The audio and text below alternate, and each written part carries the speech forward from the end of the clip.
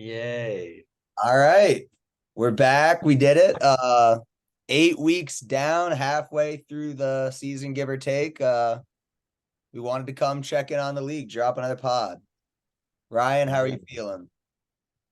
Uh, I'm feeling frisky, I would say. I'm still firmly in the frisk range. How about you? It's been a bumpy ride. It's been a bumpy ride, but the Funky Bunch is back. First 200 point of the season, if I'm not mistaken, this week. Shout out to old man D Hop getting those old bones in the end zone. Uh, Edie did his um, thing. it's been a rejuvenating couple weeks for the Funky Bunch, who was down desperately earlier. Um, Still terrified Jettas isn't going to come back, and if that happens, I don't think I win a ring this year. But if I No don't get Kirk any more now either. touchdowns, no Very more unfortunate injuries, stuff. Jettas comes back, I'm hopeful. All All right. right, do we want to do we can talk about Monday Night Football tonight first. I have a feeling most of you guys will already be listening to this after the game, but we got a couple matchups this week going down to the wire, so we can break those down real quick. See what we think about the Monday Night Miracles tonight. Yeah. So I'll start us off. I got my own matchup against the Curb Stompers. I'm needing 40 out of Jameer Gibbs, Amon-Ra St. Brown, and Austin Hooper. 39 and a half really, or maybe even 39.4, I think. But same difference. Austin Hooper was a unfortunate late addition because Gerald Everett decided he wasn't playing this week. So I'm expecting a good one catch for 7 yards out of him. But I think that could be the difference after Amon Ra and his sickness and Jameer Gibbs combined for just enough. It And I just think we're may. going to take it. Sleeper, you said you need about 39 and a half. Sleeper seems to have you at about 38 and a half. Yeah. So this is probably our closest one of the slate we got, but it'll be interesting. Gibbs is projected 17 points for you to do that. So Montgomery's out again. It's Montgomery's out again. all there. It'll be interesting. I think I want to say you win. I like Gibbs. I like Amon Ra. I want to say I'll call a boom and win this week to jump to 5-3. Mm-hmm. And I'm side note calling. would drop Luke to 2-6 as Nico somewhere in his home rejoices holding Luke's first round pick. He he may be walking into Caleb Williams and Marvin Harrison this offseason. That's quite the stash for sure. Um, I will say I think that the Lions are going to come out and try and get a little revenge for last week, and I think that we're looking at least one long touchdown, and I feel like my two guys are the candidates for it. So Well, to ease into another matchup, Laporta could be another candidate as well. What do I you don't think? think he has the same breakaway speed, but definitely could be in for a handsome night. He could. What do you think about a Rob and Tom's matchup this week? So for those who don't have it in front of them, Rob needs Jacoby Myers to outscore Laporta by 1.1. Um, and honestly, it could go either way. I think both of them have been very impressive this season and very consistent as well. Um, I feel like they're both kind of locks to break 10. I just don't know who's going to take the edge. And Ty goes to Laporta, so honestly, I think I go Laporta here. Interesting. I Tom Meaning. I'll go Ty goes to Jacoby Myers. Same thing. It's a totally could go either way. It's a 1 point swing and in one night that it's basically a coin toss, but I'll take the receiver over the tight end more often than not. Jacoby's been producing, but maybe he'll be overshadowed by the star of our third matchup we're looking at tonight, Devontae. What do Zach and Pat got going on?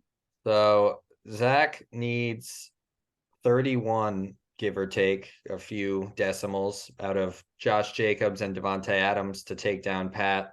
I don't think it happens, Dan. I think Jacobs has been not what it used to be, obviously, and I think Jimmy G's just coming back. Devontae's already been shaky, and I don't really see it. I think that while I think the Lions are going to go up and the game script would help Adams, anything like that's going to take away from Jacobs, and I just don't see it tonight.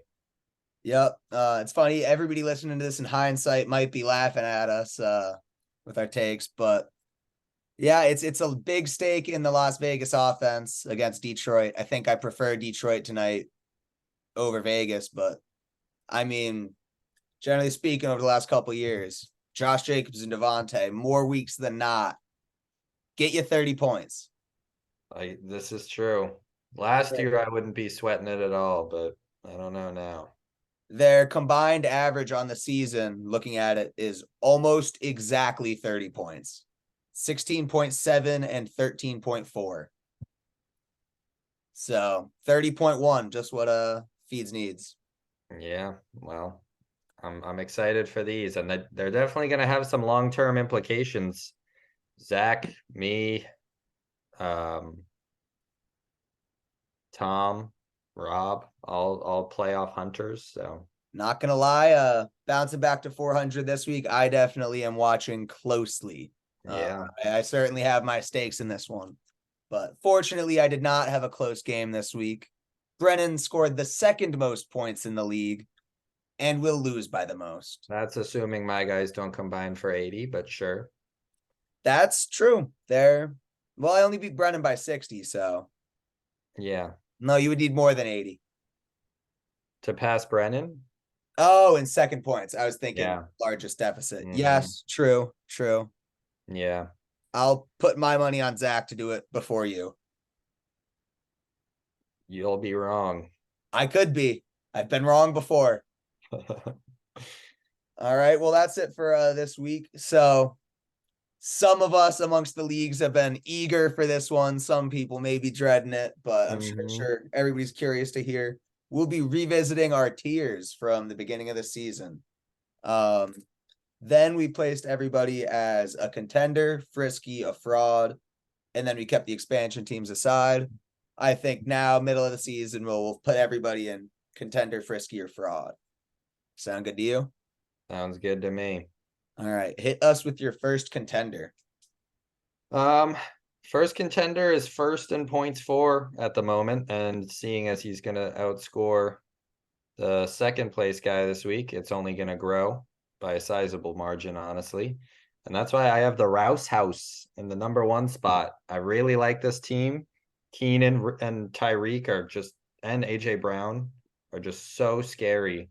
Um, and then he's got, guys like Shaheed, even Ridley, who's been down for a while, guys that can really make you pay. Obviously, his quarterback's pretty unimpeachable. I think the Bengals showed what I've been expecting out of them, that they're gonna return to form, and returning to form for Joe Mixon is RB8 season the rest of the way if he mirrors last year's production. Derrick Henry, always ready as well. So yeah, Brennan's definitely the scariest team right now, I think. I am gonna agree with you. Like you said, Tyreek Hill, AJ Brown, Keenan Allen. That's what I wanted Jetta's Jamar and CD to be again this year. And there's been some hiccups there, and there have been none with Tyreek, AJ, and Keenan. Yeah. Three dudes who are just rolling. I think it's the number one fantasy receiver, the number two fantasy receiver, and the number six fantasy receiver. Mhm. Just a powerhouse core. You talked about the QBs, running back, Mixon, Henry. He's got guys that can come out and put up their big weeks, and enough talent on the bench, enough depth that he can carry himself the rest of the way. So Just I a agree quick my first. side note. Um, Tyreek Hill is my MVP this year, by the way, so far. Um, Hard to say otherwise. yeah. I mean, I don't know what quarterback it would be at this moment in time. Josh Allen. You think so? Yeah. Been an up and down season for Allen. The Bills and the Funky Bunch, where we're spiritually connected. We're one, and we both got down before the season and decided we're gonna make this a stressful one. It's gonna be rough. There's gonna be ups and downs. The offense is gonna look downright putrid sometimes, but we're coming for our rings. Yeah. You guys And both did that last year. well, one of us did. Um, I'll let that lead into my second contender. I'll throw out the funky bunch. oh, Do I think I full power? I still think this team is on the level of Rouse House. Give us Jettas, and we are pretty tit for tat. A wide receiver room that can genuinely meet Brennan's. Still real talent at running back. Still real talent at receiver or at QB. Kittle is fine. Um, and my third contender, spoiler alert, Rob is great, but I think he's just a small step down from those two while still being contenders. That's my last two contenders are Rob and myself. so as much as I wanna, okay, actually, I'll just do this for the soundbite. Robert Cachabato, you are frisky. But actually, you're a contender. I agree with Dan on that one. Um, I mean, there's not a whole lot to explain here. I think anybody is gonna, or nobody's gonna really test me on the fact that the current first place guy about to get another win is a contender. Kirk goes down this week. That's a bit of a hit, but hopefully Carr can maintain and maybe Kyler comes in and works a little magic. Either way, not super important when you have Kamara, Swift, Diggs, Myers, Evans, Walker. I mean, Stevenson's not even that bad, although kind of up and down. He's got Raheem Mostert, who's having a hell of a season out of nowhere. Pittman and Downs, both looking just fine under Gardner Minshew. Not to mention Gabe Davis, Darnell Mooney, Tyler Lockett. Deep team, very strong team, starter wise. I definitely like him as a contender. And Yep, that's where we my list ends. Rob was upset we didn't give him his due respect. I believe we both had him as frauds. I did, definitely. Both had Rob as a fraud. He said he was frisky and he's not frisky. He's a contender. So well done, Rob. You believed in your team. I was trying to buy Diggs before the season started early I this was year. too. I wanted Steph, but I mean, that running back room you mentioned, Swift, Kamara, Kenneth Walker, Raheem Mostert is pretty damn scary. Kamara's Yeah, coming on just looks downright it terrifying. hits the fan and you're playing what's his name? Patriots. Ramondre. Yeah, interesting having a Ramondre still in the lineup, but and you also mentioned he does have depth, which is something that both Brent and I are strapped for. Um, Mhm. I'll talk about depth real quick for my team, I guess, because when you look at the funky bunch, we still have the top end talent, but it does fall off fast. I've been neglecting the bench for a couple years now, and it feels like that bill is coming due. There was a point last week when I was starting Cole Kmet, Dawson Knox in my flex spots, and I had two Giants receivers as my wide receiver 2 and 3. And that's a spot looking at Rob's team, like you just don't see him getting to. Tyler Lockett, Gabe Wow. Davis, Yeah, for Kendrick real. Bournes. You mentioned Michael Pittman, Josh Downs, like even Jamal Williams. Maybe he's now that he's healthy starts getting a little more involved. It it's definitely a very deep team. He can afford to lose a guy or two, and he has the top end talent. So I also agree that after those three, there's a drop off. And Well, I didn't say all that. My drop off comes after Brendan and Rob. So I'll okay. start us off in the frisky tier here. Um, I didn't really order mine, but you're in it. And I'll explain why. And it's the depth. We're talking about it right now. I think you got a lot of names. But as the season's progressed, I've become a little less confident in Pollard, a little less confident in Nakua. Hopkins obviously just had the game of the last couple of years for him, but there are guys here that I'm not super I wouldn't say I'm not afraid of a bad game. I think these guys have down week potential and that some of them showed it this week. And I mean anything can happen. Kirk just or Jetta's just lost his quarterback. He is still a top 3 receiver in the NFL, if not one. So he should be fine, but you know, it could cause a dip. Some of these other guys, it's just one injury to them or an important person in their offense, and you're really not looking too hot. So I think you're frisky. Obviously, you showed this week you can hang with anybody at any time. but you never know. I'm not betting my life on your team taking it all. I'm certainly not either. I think the star power on this team is still very tangible, and like you said, that came through this week. Just the amount of guys who can explode for 25 like it's nothing and can put up 35, 40 on their best days is something that's so valuable. Pollard, like you said, yikes.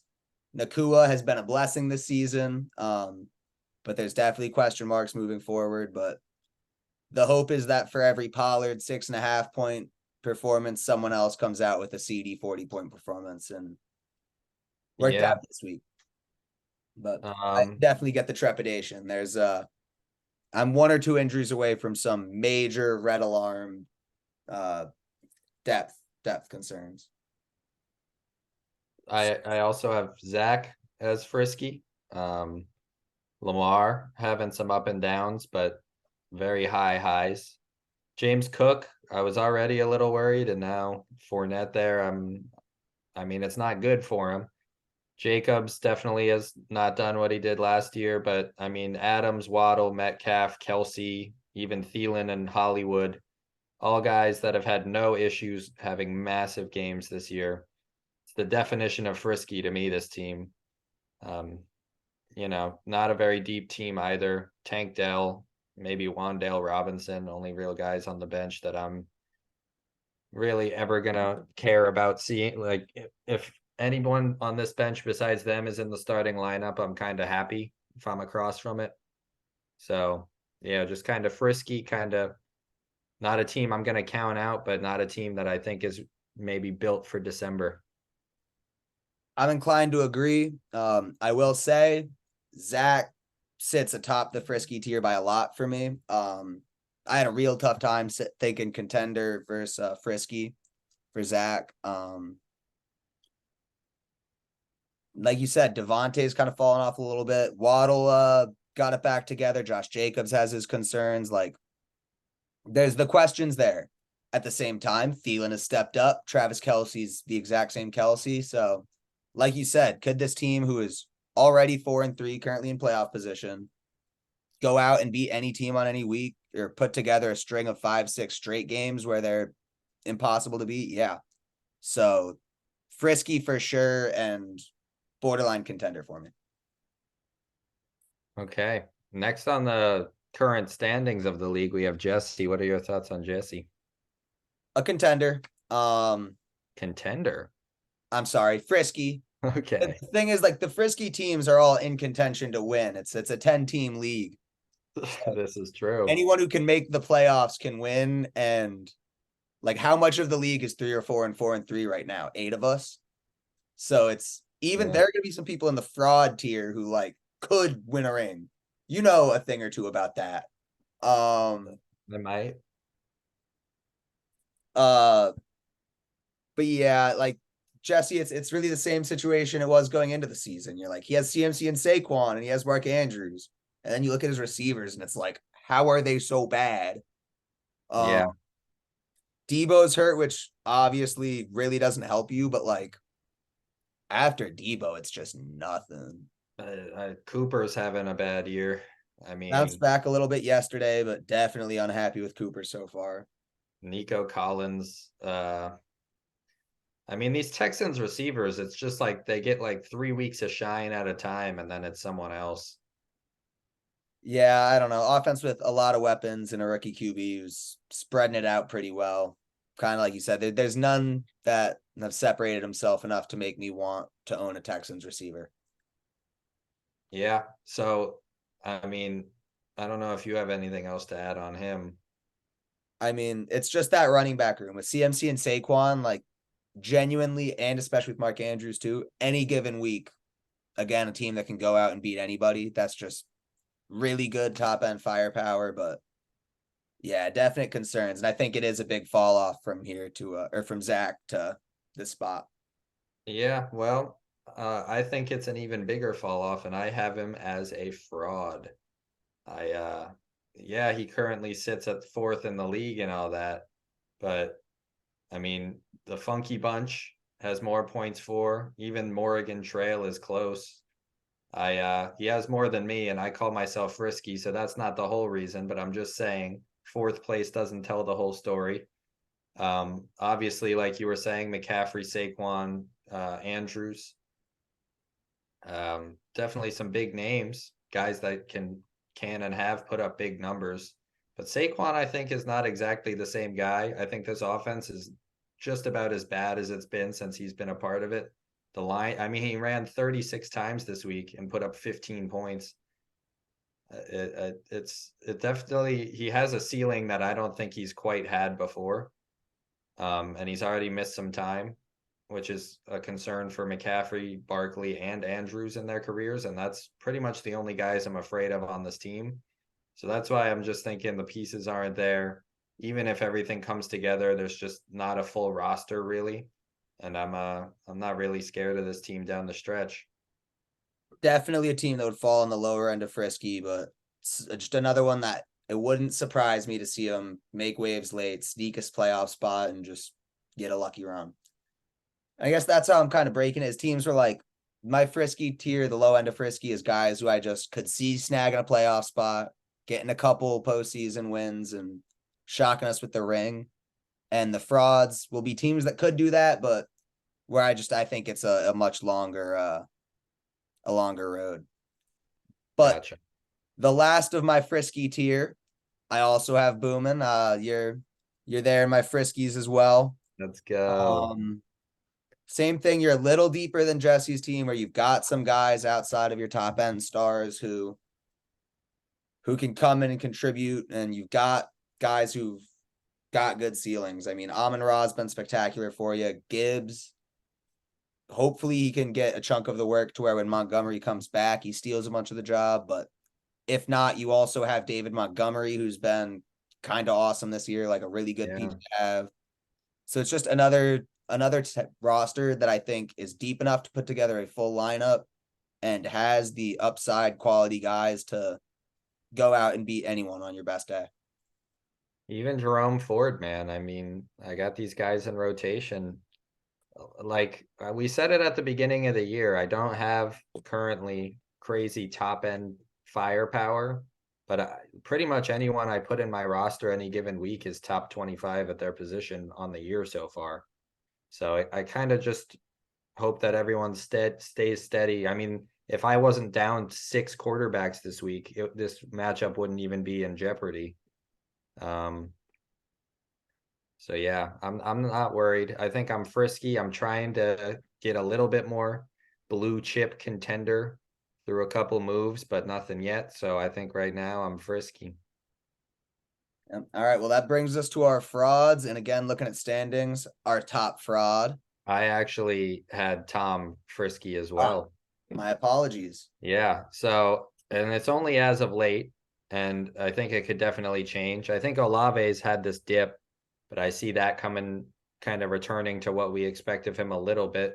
Offense is nothing crazy, but his target share, despite the points being low, has been as high as ever. And I think I'm a whore for usage, so I think that's gonna help him out. I think Jonathan Taylor might have some more in the tank than he's shown thus far. Laporta has been awesome for him. Devontae Smith is finally getting out of this lull too, and now he's got Deontay coming off the injury already, racking up a ton of targets in an offense that's getting better. Jordan Addison, yeah, he just lost Kirk, but I mean, he's been playing some amazing football. I don't know. And then Daryl Henderson for the next few weeks. He's not the deepest team, but I don't know. I think he's got a pretty full roster, and he's definitely my lowest frisk guy. Um, but even Cam Akers is starting to take a jump, so we'll see. Yeah, looking at it, listening to you talk, thinking a little more on it. And after what I said about the other frisky teams and why I had him in frisky, I think it is where Tom belongs. I think he's frisky, not a fraud. I was actually listening to a little bit of our pod from the off season, and my big takeaway for Tom was he needs Jonathan Taylor to step up. And I said I think the only way Tom's team has a real contending season is with Jonathan Taylor as a top 3 running back again. and maybe not to that extent, but again, I think Tom's likelihoods of making real waves this year all sit with Jonathan Taylor because Hmm. has eye ceiling there and not much else at running back. I mean, Madison and Akers, are you excited to have either? No. Miles Sanders, are you excited? No. Like the running back room is just barren after Taylor. Yeah. For the wide receiver room is enough to make up for it and get him into Frisky, I believe. You know, like you said, Olave and Devonta Smith, talented guys who could certainly get it back together after being a little underwhelming so far this year, but still quality dudes. And Addison with I'm really scared. I don't know if Justin Jefferson's coming back. The Kirk injury, I think, really hurts the odds of them playing him, but they've been winning late. Hopefully, they have reason to play Jettas. But if they don't, is Addison like a rest of season low end wide receiver one? Probably not, but he's like a great wide receiver too. I think rest of season if there's no Jettas. I've seen a little bit of motion on Jameis Winston to Minnesota, which I think would be enough to keep Jordan Addison's hot streak going. Jameis in Minnesota would be very fun. I love Jameis. I want to see I Jameis love play. Jameis too. That would be great. And I also think he would be fun with Jettas. So I think I'm in on that. Yeah. Yeah, you also mentioned Laporta's been great. Deontay Johnson's a rock solid guy to be getting back that you can have every week. So there you go. So does that round off our mutual frisky? That rounds it off for me. All right, leaving us with the three frauds, Pat, Luke, and Nico. Yeah. Well, I said Jesse was a fraud, but I True, actually put true. I put those three in the dungeon because Jesse, I mean, he's in it, whereas these three, it's just like they are not in it. Um, I may have lost to Pat already this year, and he continues to have decent weeks, but those are the three where I look down the line, and if I'm 4 weeks out from the playoffs trying to figure out what my strength of schedule looks like, what everybody else's, I'm wincing if someone that I'm neck and neck with plays two or three of those teams. Whereas Jesse, even though I think he's a fraud, I'm not ruling out a loss for whoever I'm rooting against Jesse. Yeah, I mentioned like these teams coming out and on their best day, what can they do? Well, Pat beat me on his best day earlier in the year, and it was on one of my better days too. ETN, DJ Moore, like he's got guys who can go out and put up big numbers, but as like the backbones of your team, looking at Travis Etienne, Brandon Ayuk, DJ Moore, Hawkinson, it's just not enough. It's a deep team, a lot of young players, a lot of guys who maybe can keep coming on as the season goes, Zay Flowers, Drake London, but definitely just a team that doesn't have the high end firepower that, like you said, scares me on any given week. Yeah. But I kudos mean, to Pat for not being last in standings. This is currently, I think, far and away the best season we've seen from an expansion team. definitely. And Uh, I mean, I'm gonna say kudos to Nico as well. Yeah, he's got Gus Edwards on this squad of guys that just show more and more potential. Bijan and Brees looking like everything we expected. Garrett Wilson, Smith and Jigba's already starting to come along, which I don't think a lot of people saw in year one. Still gonna have to flesh out the rest of the roster and the bench a little bit, but Trevor Lawrence, Kyle Pitts. they're out Devon A Chain on his bench or in his IR now, but Oh, I did not even take note of that. yep. And a kid with again 3 firsts this year, CJ Stroud. which will be the first overall pick from him and likely the second overall pick from Luke. Uh plus Jesse's pick. So not a dungeon pick, but a fraud pick that who knows may look even better in a couple months. Yeah, Yeah, I think Nico is sitting somewhere smiling 0-7. Trust in the process, and he's going to be reaping the rewards very soon. Luke is a little bit of a different story. No, that's Nico's just been on the come up. Luke's had his ride, and now it's Father Time starting to catch up. I Yeah, I mean there's guys with promise. Dobbs, Pickens. And I think Pacheco and Javante are pretty solid. And he has Herbert, obviously, but I don't know. It's not a team that, like Nico or Pat, has obvious momentum that intimidates you more and more by the month. Um, it's trending a little bit in the other direction, and you're just kind of hoping all of these guys have flashbang breakout years, whereas some of the bigger names are aging out. So Definitely some serious future concerns for Luke at this point. No first this year. Cooper Cup maybe on his deathbed. I mean, he had 2 20-point games when he came back. It's only been 2 down weeks. He'll still be pretty good. But is he the Cooper Cup that we think of, the Cooper Cup that we've known the last couple years? It's hard to say. And without that Cooper Cup, you look at this team and it's just not enough. I mean, Javante, Pacheco are guys who you're fine having in your lineup, but not guys you want as your RB1. And after Cup at receiver, nobody's super exciting. Evan Ingram at tight end, like mhm. I don't see it for Luke this year, and the record reflects it. Yeah. Well, that's everybody. That is everybody. Um, any other thoughts about the league, about the NFL? You know, it was a long and ultimately pointless battle to get Super Flex across the finish line, but I'm glad that the Communist Party came together and came up with a sharing solution that I suggested night one of all this. And you know what? I'll take it. So I'm excited for Superflex, and I'm excited to get a little firepower on my roster if people finally start picking up the phone. I am also very excited about the super flex swap. I think that it's gonna be good. It's gonna add some new spark to the league. It'll be interesting. The shake up at quarterbacks, just guys getting rosters mixed up. And if anybody wants to trade me their really good players really cheap, I guess I'm buying. Yeah.